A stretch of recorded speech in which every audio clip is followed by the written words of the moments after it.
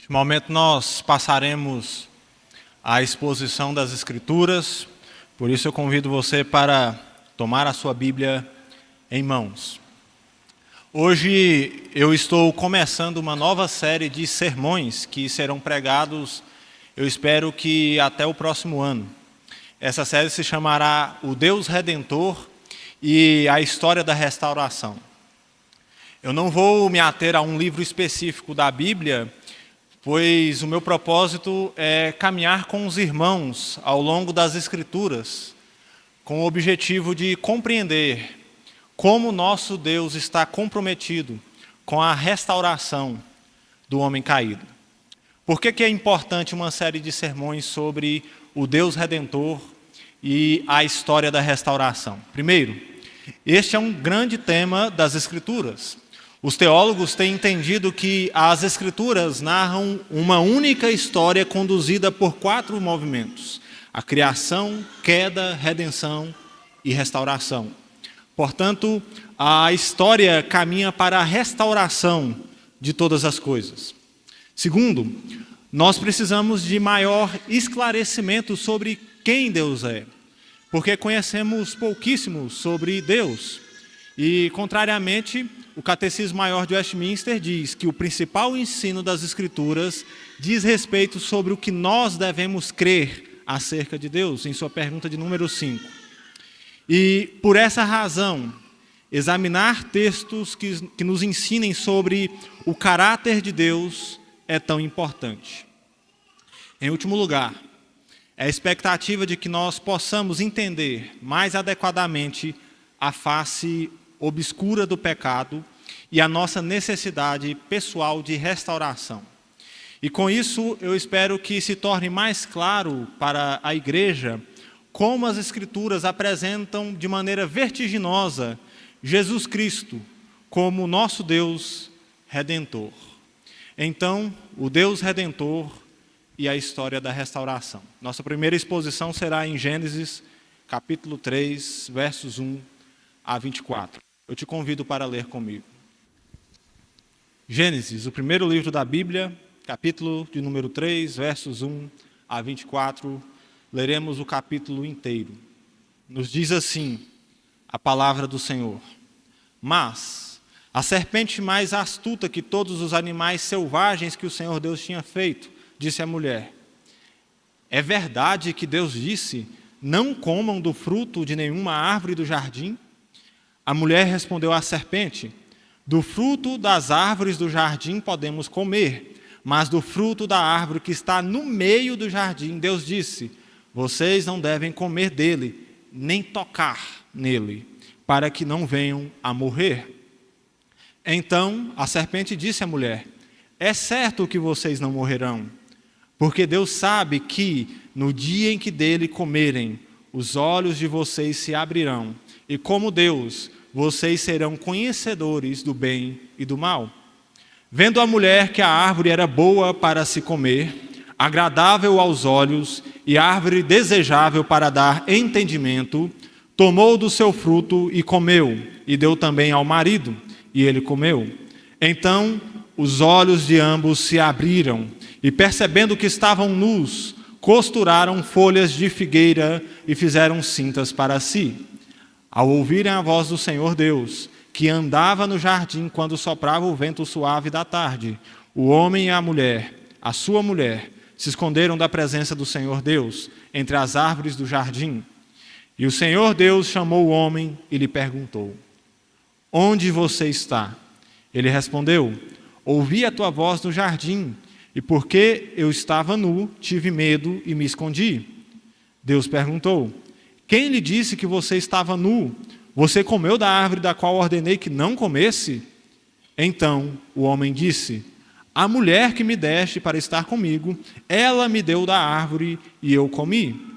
Então o Senhor Deus disse à mulher: Que é isso que você fez? A mulher respondeu: A serpente me enganou e eu comi. Então o Senhor Deus disse à serpente: Por causa do que você fez, você é maldita entre todos os animais domésticos e entre todos os animais selvagens. Você rastejará sobre o seu ventre e comerá pó todos os dias da sua vida. Porém, inimizade entre você e a sua mulher, entre você e a mulher, entre a sua descendência e o descendente dela, este lhe ferirá a cabeça e você lhe ferirá o calcanhar. E a mulher lhe disse: aumentarei em muito os seus sofrimentos na gravidez. Com dor você dará à luz filhos. O seu desejo será para o seu marido, e ele a governará. E a Adão disse: por ter dado ouvidos à voz de sua mulher, e comido da árvore que eu havia ordenado que não comesse, maldita é a terra por sua causa. Em fadigas você obterá dela o sustento durante os dias de sua vida. Ela produzirá também espinhos e ervas daninhas, e você comerá a erva do campo. No suor do seu rosto você comerá o seu pão, até que volte à terra, pois dela você foi formado, porque você é pó, e ao pó voltará. E o homem deu à sua mulher o nome de Eva, por ser a mãe de todos os seres humanos. O Senhor Deus fez roupas de peles, com as quais vestiu Adão e sua mulher. Então o Senhor Deus disse: eis que o homem se tornou como um de nós, conhecedor do bem e do mal. É preciso impedir que estenda a mão, tome também da árvore da vida, coma e viva eternamente. Por isso, o Senhor Deus o lançou fora do jardim do Éden, para cultivar a terra da qual havia sido tomado. E, depois de lançar fora o homem, Deus colocou querubins a leste do jardim do Éden e uma espada flamejante que se movia em todas as direções para guardar o caminho da árvore da vida. Gênesis é um livro realmente desafiador para qualquer leitor. Vários registros que nós podemos encontrar neste livro causam uma sensação de distanciamento para a maioria de nós. Então, nós aceitamos Gênesis como a palavra de Deus, mas aproveitamos muito pouco de sua validade para as nossas vidas, porque nós entendemos que este livro talvez não tenha nada a ver conosco.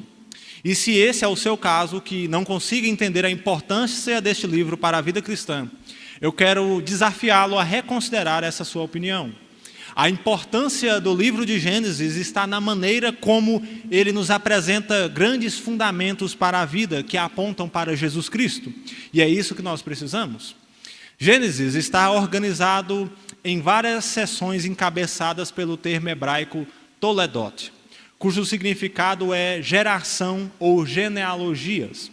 Então, Gênesis é um grande livro com as gerações ou genealogias de tudo o que existe. E o enredo de Gênesis é movido pela história dessas gerações, de forma que nós temos uma estrutura básica de 11 gerações ou Toledot registrados em Gênesis.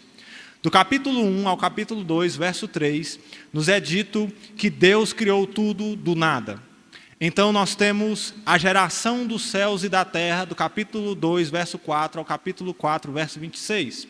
A geração de Adão, do capítulo 5 ao capítulo 6, verso 8.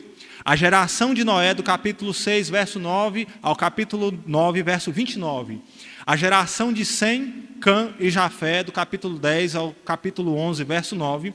E então nós temos as gerações dos patriarcas. Terá, capítulo 11, verso 27 a capítulo 25, verso 11. Ismael, capítulo 25, versos 12 a 18. Isaac, capítulo 25, verso 19 ao capítulo 35, verso 29. Esaú, capítulo 36 ao capítulo 37, versículo 1. E então nós temos o Toledot de Jacó, do capítulo 37, verso 2, até o capítulo 50, ao final de Gênesis. Gênesis é escrito por Moisés provavelmente após o Êxodo, o que significa que Gênesis possui 3 objetivos básicos para os seus primeiros ouvintes. Primeiro, Gênesis cria uma memória para os israelitas que haviam sido escravizados 400 anos no Egito e haviam perdido sua identidade como povo.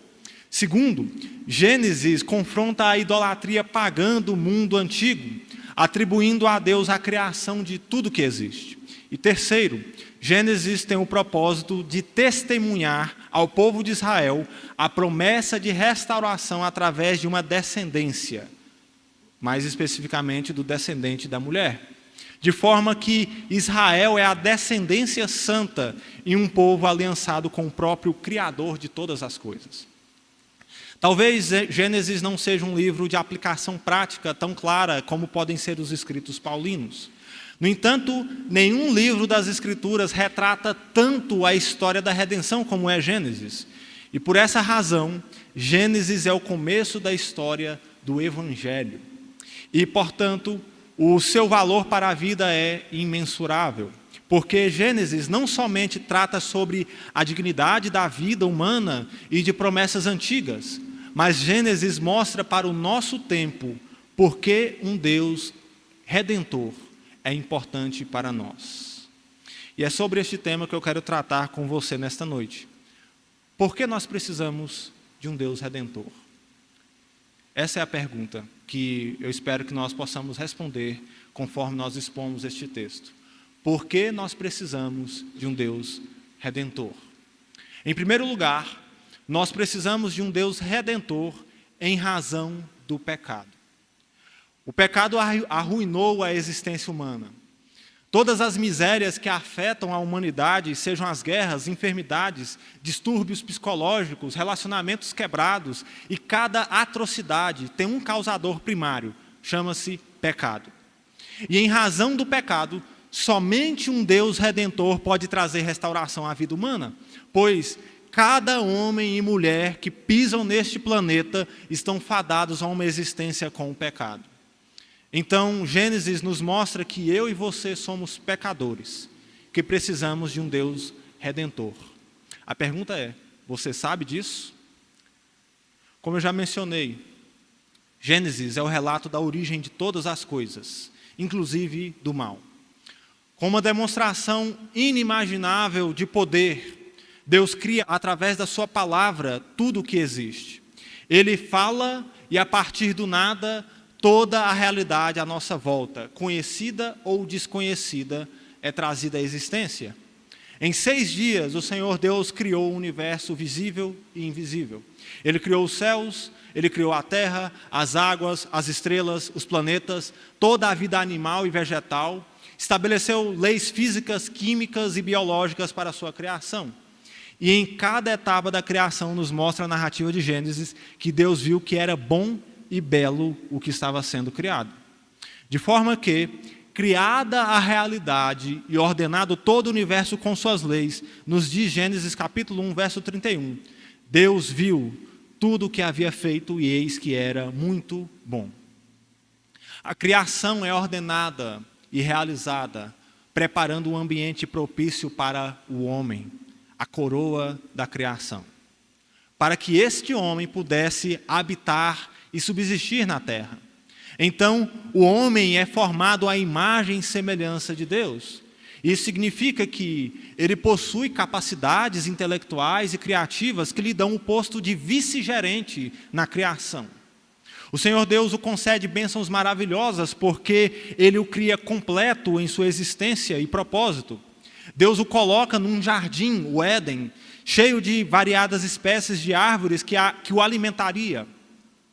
O jardim de Deus, nos diz Gênesis, é regado por 4 nascentes de água.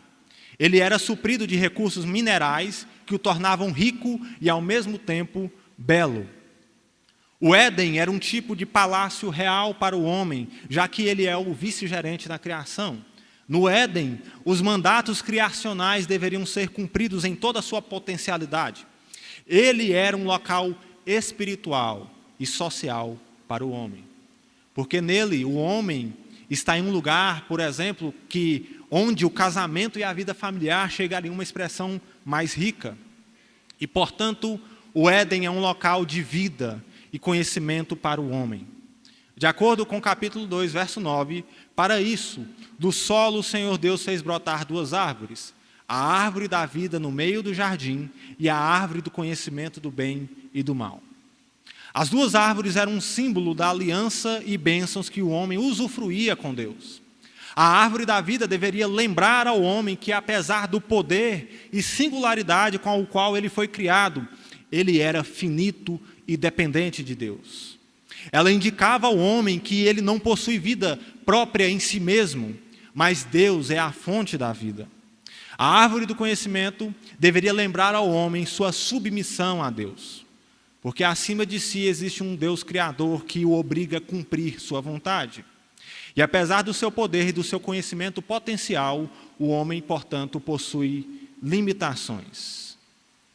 Então, no Éden, o homem usufrui da bondade e delícias do paraíso. Mas, com isso, não deveria se orgulhar e se auto-engrandecer desejando mais que aquilo que lhe havia sido dado. E como prova de um relacionamento de bondade e amor, Deus estabelece uma aliança na qual a fidelidade do homem seria testada. Em Gênesis capítulo 2, versos 16 e 17, o Senhor Deus ordenou ao homem, abre aspas, de toda a árvore do jardim você poderá comer livremente, mas da árvore do conhecimento do bem e do mal você não deve comer, porque no dia em que dela comer, você certamente morrerá. Fecha aspas. Então, nós chegamos no dramático capítulo que nós lemos. Gênesis capítulo 3. Este capítulo narra a queda e a perdição de Adão e da sua descendência. O homem é julgado e o paraíso é perdido. Toda a história da humanidade é direcionada pelos acontecimentos que aqui nós temos. E de acordo com o nosso texto, a antiga serpente, a qual os escritos dos apóstolos vão nos dizer que é Satanás, se aproxima da mulher para lhe seduzir. O porquê não tentou diretamente a Adão não é explicitamente declarado, mas os teólogos têm apontado 3 razões pela qual a mulher é tentada e não Adão. Primeiro, a mulher não exercia a chefia da aliança e, portanto, não teria o mesmo senso de responsabilidade que Adão. Segundo, a mulher não recebeu diretamente a ordem de Deus e, por isso, seria mais suscetível de ceder à argumentação e dúvida. E terceiro, a mulher seria o instrumento mais eficiente possível para alcançar o coração do chefe da raça humana, de Adão. A razão pela qual a mulher é seduzida está no poder que Satanás teve de fazê-la duvidar da bênção e da realização na qual havia sido criada. E a pergunta é, que Satanás o faz: é verdade que Deus disse isso? Essa pergunta tem a intenção de gerar dúvida no coração da mulher. E é isso que acontece. A mulher acrescenta à ordem de Deus, quando ela responde, algo que não havia sido dito. No capítulo 2, verso 17, Deus diz a Adão, da árvore do conhecimento do bem e do mal você não deve comer. A ordem era esta. No entanto, a mulher acrescenta que não deveriam nem mesmo tocar nela, porque morreriam. Satanás então nota a abertura dada pela mulher e afirma que Deus é mentiroso. Satanás diz, é certo que vocês não morrerão se comerem, quando na verdade Deus disse, no dia em que dela comer, você certamente morrerá. Então perceba, Satanás está mentindo e induzindo a mulher não somente a questionar o que Deus havia falado. No verso 5, Satanás faz a falsa promessa do pecado.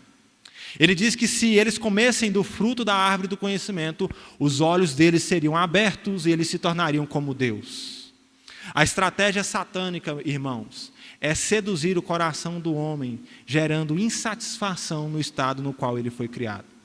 É como se a serpente dissesse à mulher, Deus está limitando vocês, o que vocês têm não é suficiente, vocês precisam explorar todo o seu potencial. Então nós temos no verso 6, um padrão que nos mostra como tentações funcionam. A mulher vê, deseja, toma e come o fruto da árvore do conhecimento e dá ao seu marido. É assim que nós pecamos. Nós vemos, pensamos, desejamos, tocamos, flertamos com o pecado e então, por fim, nós caímos. O pecado nasce do orgulho, irmãos, e da insatisfação. O homem não está buscando na árvore, é importante que se diga, informação ou conhecimento científico. O grande pecado de Adão no Éden é a busca de bênção e satisfação fora de Deus. E ele está disposto a fazer isso mesmo que lhe custe quebrar a lei de Deus. O texto diz que homem e mulher, comendo da árvore proibida, realmente têm seus olhos abertos. No entanto, não para a realização e bênçãos prometidas por Satanás, mas para perceber a gravidade do que eles haviam feito. Por isso eles sentem vergonha e culpa e procuram se cobrir. Note só, quando eles ouvem a voz de Deus no meio do jardim, nos diz o texto, que homem e mulher se esconderam da presença do Senhor Deus entre as árvores do Éden.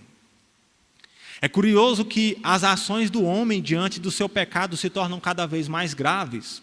O homem foge da presença de Deus, mas o Senhor é todo-poderoso e está presente em toda a criação. Para onde que ele iria? Não há lugar, irmãos, na face do universo que seja possível que o pecador se esconda de Deus. Não há nenhum lugar que seja possível se esconder da face de Deus. E Deus encontra Adão e o interroga. Quando ele pergunta onde o homem está, é uma evidência que sua fuga já foi percebida. E o que acontece? O homem tenta se justificar, porque ele sabia da gravidade do que havia feito. Então, Deus vai ao cerne do problema e pergunta a Adão: quem lhe disse que você estava nu? Você comeu da árvore da qual ordenei que não comesse? O que nós vemos então é Adão sendo evasivo, porque não quer assumir a responsabilidade do seu ato. E a cena que nós temos diante de nós é homem e mulher procurando afastar a culpa de si, culpando um ao outro, até que a serpente é dita culpada. Perceba, irmãos, isto é pecado. A busca de realização fora de Deus, violando a sua vontade para nós, só restando culpa e vergonha. Isto é pecado. A razão pela qual nós precisamos então de um Deus redentor é porque nós somos pecadores. Você poderá trabalhar por toda a sua vida e acumular títulos e riquezas. Ainda assim, essas coisas não trarão realização para o seu coração. Pois em razão do seu pecado, o seu coração tem um vazio que nada neste mundo pode preenchê-lo. E por isso você precisa entender que os prazeres transitórios do pecado só te afastarão da verdadeira realização que você procura. Sabe por que você possui este mau temperamento, pois vive uma vida cheia de amargura? Ou porque parece que ninguém neste mundo é capaz de fazê-lo sentir-se completo? Ou quem sabe você esteja vivendo uma vida com segredos que apenas aumentam sua culpa e te fazem se sentir pior? A razão disso chama-se pecado. E portanto você precisa de um Deus redentor. De acordo com Gênesis, significado e realização verdadeira só podem ser restaurados através do descendente santo, Jesus. Jesus é o nosso dia de descanso, pois Ele é aquele que trará real descanso para a sua alma. Jesus é o Senhor da vida, que deu a sua vida para que nós pudéssemos viver. Jesus é aquele que provê todas as necessidades reais da sua alma. E eu digo todas. Jesus é a nossa suficiência completa, porque quando o conhecemos, encontramos realização verdadeira. Em vista disso, a minha pergunta para você é: se é oferecido a você um Deus redentor como Jesus, o que você fará a respeito dos seus pecados? Então, por que nós precisamos de um Deus redentor? Em segundo lugar, nós precisamos de um Deus redentor em razão da punição do pecado. Muitas pessoas vivem como se os seus pecados não serão descobertos ou mesmo punidos. Mas isso é uma mentira. Como nós podemos ver em nosso texto, Satã enganou o primeiro casal e os induziu a pensar que não seriam punidos por sua desobediência. Então eu te pergunto, você sabe o que merece o seu pecado? Nos versos 14 ao 19, nós descobrimos que o pecado é revelado, embora o homem tente escondê-lo. Adão caiu e quebrou a aliança do Senhor. E o pecado é tão perverso que tornou o homem em um rebelde no reino criado por Deus. E ele se porta agora como um fugitivo, porque sabe que diante de um Deus justo e santo, o pecado não ficará sem punição. Entre os versos 14 a 19 é narrado o julgamento de Deus sobre o pecado. Deus não é como nós, que tem uma visão míope sobre o pecado. Quando nós pecamos, nós tentamos nos vitimizar, negando a nossa responsabilidade sobre nossas ações. E nós achamos que quando caímos, a culpa sempre é do outro. É assim que o homem faz desde Adão. No entanto, diante do erro, Deus não inocenta o culpado. E aqui Deus mostra o que significa a expressão todos pecaram. Um a um. Deus chama homem, mulher, serpente e trata o pecado como deve ser tratado. Não dá para se esconder ou fugir da justiça de um Deus santo e todo-poderoso, irmãos. Então, nos versos 14 e 5, o Senhor amaldiçoa primeiramente a antiga serpente, o diabo. O juízo de Deus expressa à serpente o custo de sua submissão aos propósitos de Satã. E não se sabe qual foi o seu estado original de criação, mas a maldição que ela recebe mostra a decadência a qual a serpente foi lançada, tornando-se símbolo para nós, por exemplo, nós sabemos, da traição, tornando-se símbolo do veneno do pecado e da morte. E logo Deus se direciona especificamente a Satanás. Com a promessa do advento de um descendente da mulher, o futuro do inimigo é selado. Ele seria completamente dominado e vencido por um filho de Adão. A sua permanência na criação teria um fim, e quaisquer seguidores que conseguissem envolver por sua sedução serão também vencidos e exterminados. A promessa é feita. Chegaria o dia em que o descendente da mulher esmagaria Satanás. É importante dizermos que na afirmação do verso 15, Deus manifesta graça. Porque imediatamente Deus quebra a aliança entre o homem e Satanás, colocando inimizade entre o descendente da mulher e a descendência da serpente. Então, o Senhor se direciona à mulher para mostrar as consequências da queda para ela. E Deus diz: aumentarei em muito os seus sofrimentos na gravidez. Com dor você dará à luz filhos. O seu desejo será para o seu marido e ele a governará. Perceba, o Éden era um local onde o propósito de Deus para o casamento seria aproveitado em completude. Só que o pecado traz disfunções para os nossos relacionamentos. E imediatamente, a primeira consequência sentida pela mulher são as dores da gravidez. A gravidez, de fato, é uma bênção do Senhor dada às mulheres. Ter filhos é bênção de Deus. E por isso é assim que jovens cristãs devem enxergar a oportunidade de gerar filhos. No entanto, em razão da punição do pecado, dar à luz é acompanhado por sofrimentos e dores. A mulher havia sido tentada e foi instrumento para seduzir o coração de Adão. Ela não foi uma auxiliadora idônea, como Deus estabeleceu, porque ela havia exercido uma prerrogativa que não era dela, mas era do seu marido. E a consequência disso é que no casamento há uma disputa de domínio.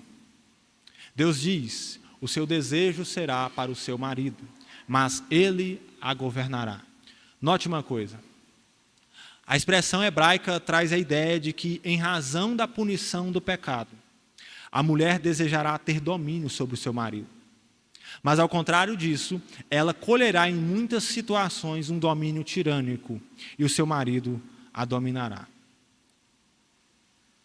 É curioso que, na tentativa de fugir de suas responsabilidades, Deus se direcionou primeiramente ao homem, que por sua vez culpou a mulher, e no fim ela culpou a serpente. No juízo de Deus a ordem é invertida.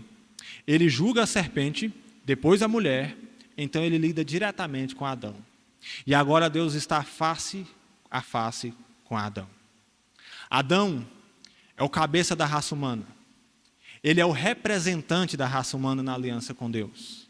Ele possuía a maior responsabilidade, de forma que a queda não acontece porque a mulher foi seduzida.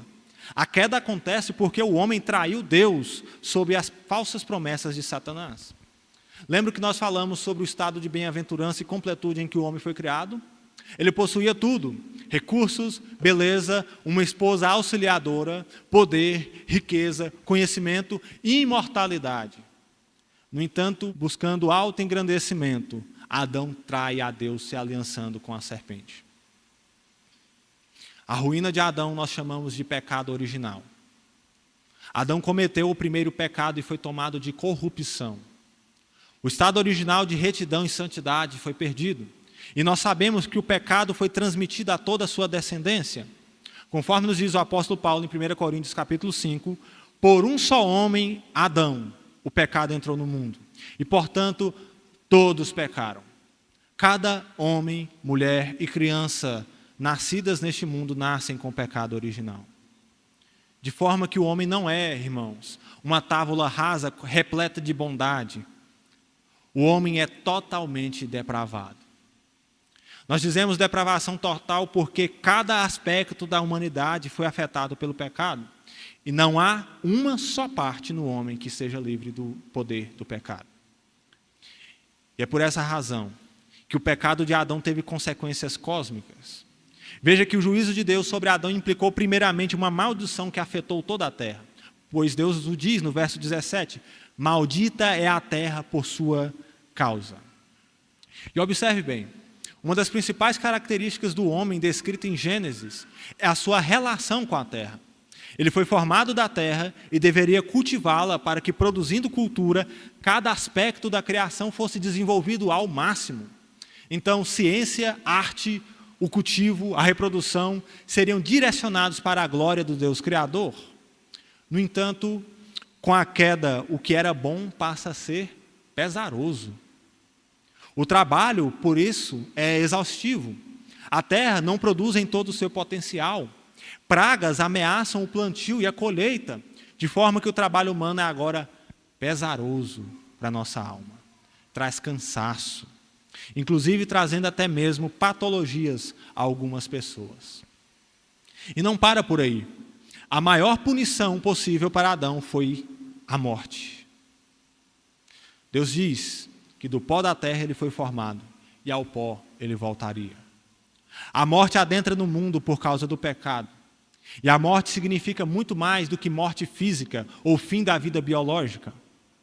Mas morte traz a terrível consequência da separação de Deus. E, portanto, cada filho de Adão está morto espiritualmente agora. Não há vida neles. O salário do pecado é a morte, nos diz o apóstolo Paulo, Romanos 6, verso 23. Eu perguntei há pouco se você sabe o que o seu pecado merece.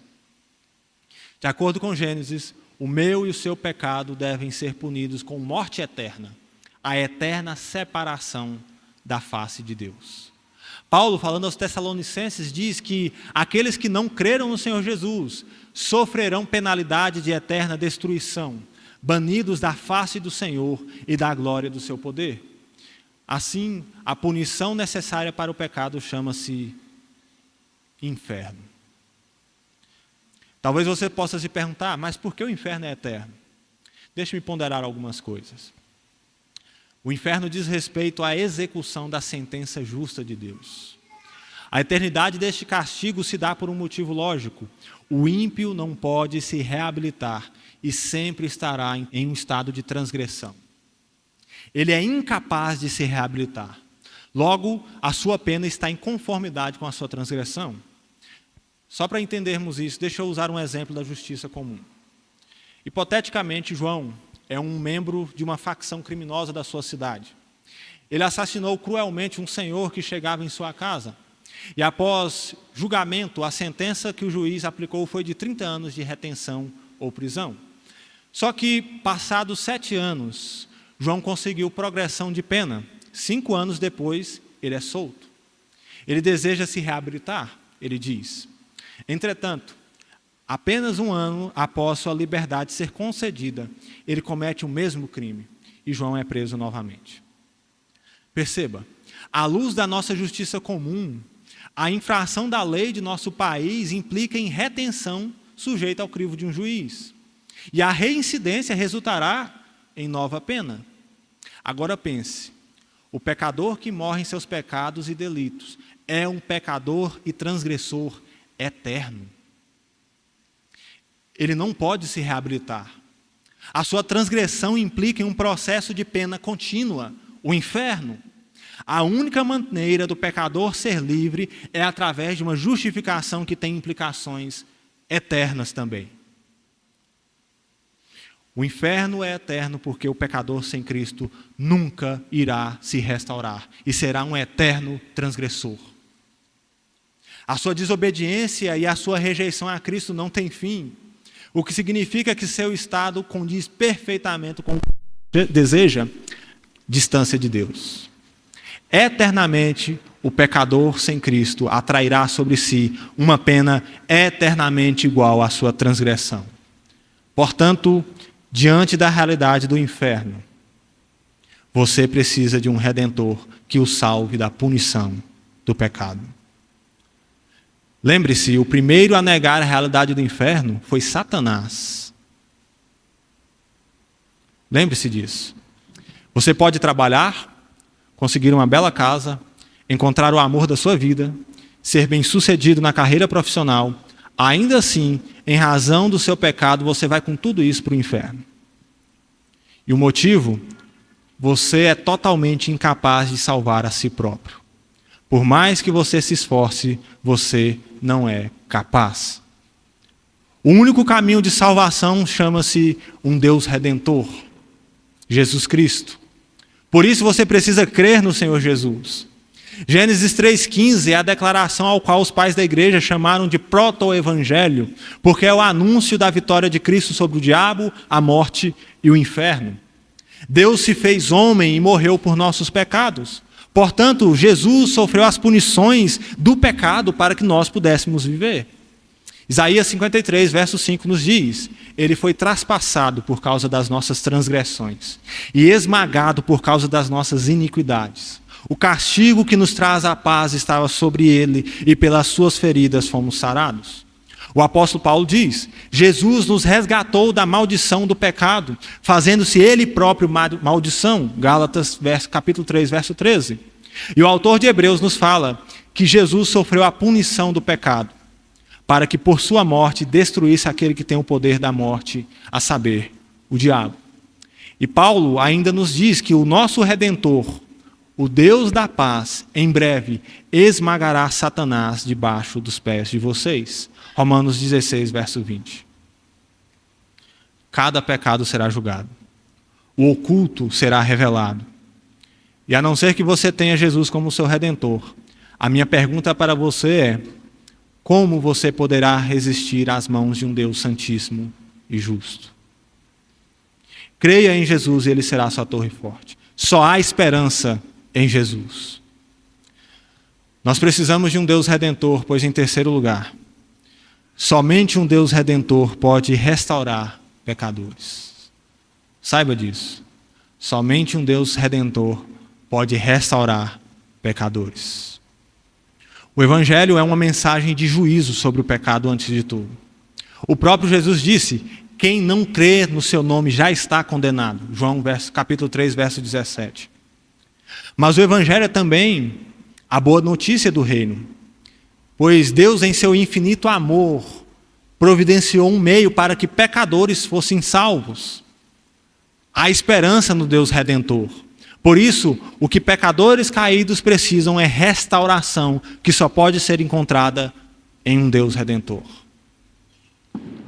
A parte final da narrativa da queda é emblemática, irmãos. O trágico fim de Adão no Éden parece não produzir muita esperança para o futuro da humanidade, pois o seu destino estava selado. Ele não é apenas um transgressor da vontade do Criador, mas nós vemos nos versos 20 a 24, Adão se tornar um exilado. Quando nós lemos o verso 20, parece não fazer muito sentido em nossa história. Olha só. E o homem deu à sua mulher o nome de Eva, por ser a mãe de todos os seres humanos. Parece ser um anticlímax aqui. No meio de acontecimentos tão dramáticos, é dito que Adão chama a sua mulher de Eva. Observe que até então, a mulher era chamada de mulher, ou varoa. Agora ela chama-se Eva, pois como nos diz o texto, ela é a mãe de todos os seres humanos. Por que disso? É muito significativa a maneira como Adão reage ao juízo de Deus sobre o pecado. Quando ele chama a mulher de Eva, está claro que Adão havia crido na promessa do Senhor. Apesar da queda e da miséria sobre os seus filhos, Deus providenciaria um redentor que restauraria a descendência de Adão. E desta forma, só havia esperança de restauração nesse descendente prometido, em Gênesis 3, verso 15. Não foi tirada de Eva a possibilidade de se reproduzir, muito pelo contrário. Através da geração de vidas do seu ventre, nasceria aquele que esmagaria Satanás. E, portanto, Deus providenciou que a aliança graciosa com o homem fosse preservada por meio de uma descendência santa. E ainda assim, para que a bênção de Deus preservasse esse primeiro casal, foi necessário que o pecado do homem fosse expiado. Olha só o verso 21. Esse verso nos mostra que Deus preparou roupas de pele de animais para cobrir o homem. Olha só a profundidade do que está acontecendo. Para que a culpa do homem fosse coberta, sangue foi derramado. Para cobrir o pecado do homem, foi preciso que alguém morresse em seu lugar. E aqui nós temos o primeiro sacrifício por causa do pecado. O sangue foi derramado e o caminho da restauração é aberto. Só que o pecado afeta o homem e sua relação com Deus de tal forma que a sua comunhão não é mais a mesma. Olha só, Deus expulsa o homem do Éden e o torna um exilado a partir de então. Ele está fora de casa. No Éden, a comunhão com Deus era direta, sem necessidade de mediação. O homem possuía no jardim acesso à árvore da vida que lhe permitia viver eternamente. Mas como nós já vimos, o pecado de Adão leva a buscar vida fora de Deus. É por essa razão que Deus expulsa o homem, para não comer da árvore do jardim. É preciso que o homem entenda que o caminho para a vida é o próprio Deus. Não é possível estabelecer outro substituto para Deus. Somente Deus dá a vida. Habitar no Éden e comer da árvore da vida só agravaria o orgulho de Adão. E por isso, ao expulsar o homem do paraíso, Deus está preservando ele de um pecado ainda maior. O exílio do Éden tem duas funções importantes para a nossa história, irmãos, para a história da humanidade. Primeiro, Deus está banindo o mal do paraíso. Deus é santo. E ao expulsar o pecador da sua face, ele está demonstrando que Deus não participa com o pecado. Segundo, ao expulsar Adão do Éden, Deus está mostrando que a queda estabeleceu um relacionamento indireto consigo. Sem a mediação e o derramamento de sangue, não será mais possível que o homem se relacione com Deus. E o jardim é guardado por querubins e por uma espada flamejante. E é proibido ao homem entrar na presença de Deus diretamente. E aqui o véu é colocado diante do homem. Mas no fim, Deus faz pelo homem aquilo que ele não poderia fazer por si próprio. Porque somente Deus restaura o pecador. O esforço de Adão não poderia ter mérito algum, ele havia traído Deus e, portanto, somente um Deus redentor poderia restaurá-lo novamente. A implicação disso para nós, irmãos, é que somente através de Jesus o véu é rasgado. Apenas Jesus Cristo pode restaurar pecadores à comunhão com Deus. O Deus redentor reconciliou-nos consigo mesmo em Jesus. Por isso, Cristo é o santuário de Deus que habita entre os homens. Em Jesus, nós temos acesso novamente ao trono da graça. E somente através dele nós somos aceitos diante de Deus. Somente através de Jesus Cristo. Sabe por que no fundo do nosso coração nós sabemos que nós precisamos de um redentor? O nosso coração pede restauração. Por qual razão você acha que, quando caímos, nós nos entristecemos e não sentimos mais paz? O pecado rouba a alegria. O pecado rouba a comunhão com Deus. E se este é o seu caso, você precisa saber que precisa de restauração em Jesus. Apenas Jesus Cristo pode restaurar sua alegria. Apenas Jesus Cristo pode restaurar a paz que você precisa com Deus. Por que nós precisamos de um Deus redentor? Nós precisamos de um Deus redentor porque nós somos pecadores, irmãos. Nós precisamos de um Deus redentor porque precisamos ser salvos da punição do pecado.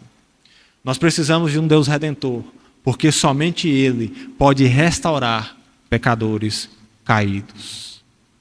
Agora, tendo ouvido isto, quais atitudes você precisa tomar? Diante da nossa necessidade de um Deus redentor, eu gostaria que você pudesse considerar alguns conselhos.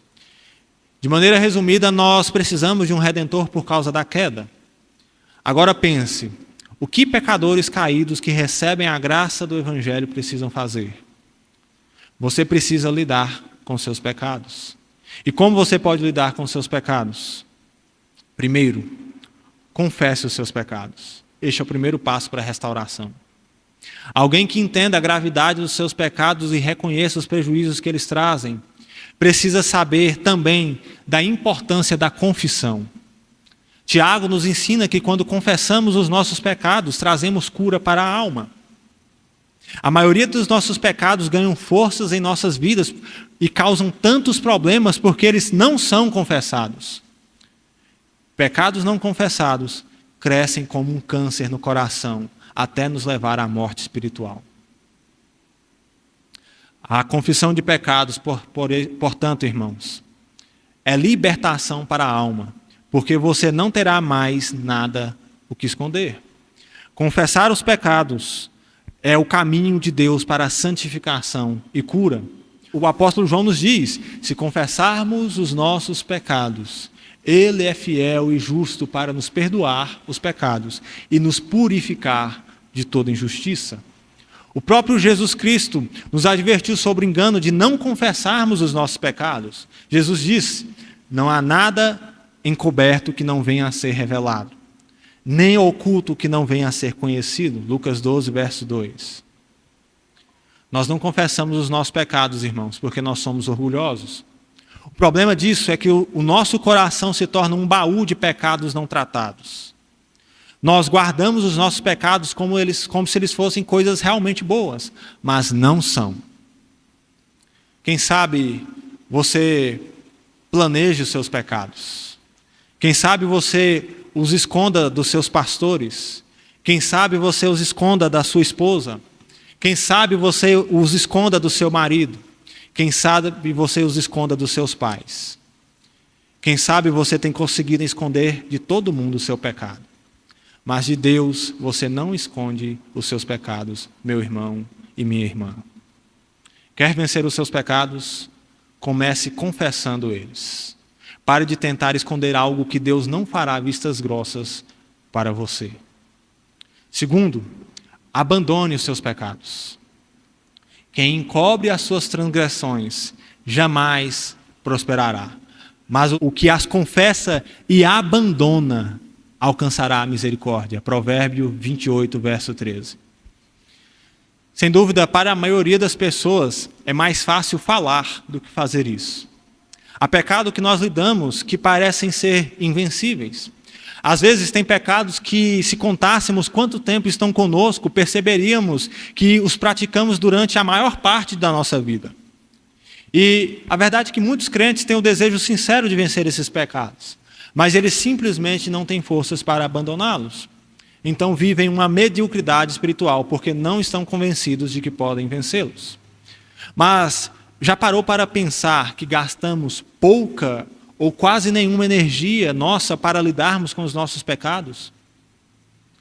Aqui eu não tenho o tempo todo que nós poderíamos gastar tratando sobre esse assunto, mas você precisa considerar algumas coisas sobre o abandono do pecado. E se Deus pesar a sua mão sobre você? Isso te faria reconsiderar alguns pecados habituais?